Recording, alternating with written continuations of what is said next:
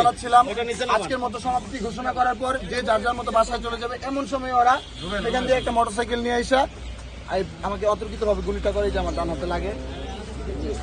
এখন পর্যন্ত এই অবস্থা। আপনার নাম পরিচয়? আমার নাম হচ্ছে মোহাম্মদ মুবাশির হুসাইন। আমি বৈষম্য বিরোধী ছাত্র আন্দোলনের একজন সহযোদ্ধা, গাজীপুর জেলা, গাজীপুর সদরের।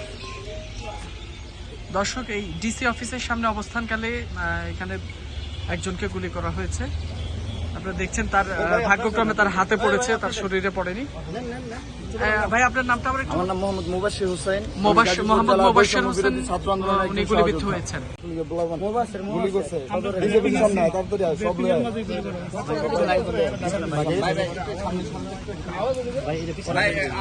হঠাৎ করে ডিসি অফিসের সামনে অবস্থানকালে আমি আপনাকে ব্রিফিং দেওয়ার পর আপনার সাথে হাত মিলানোর অবস্থায় আরে আপনারা শুধু আপনি তো বলতে পারেন আপনাদেরকে ব্রিফিং দিচ্ছিলাম। আমাদের আজকের কর্মসূচি নিয়ে সাংবাদিকদের ব্রিফিং দেওয়া অবস্থায় আমি ব্রিফিং শেষও করেছি।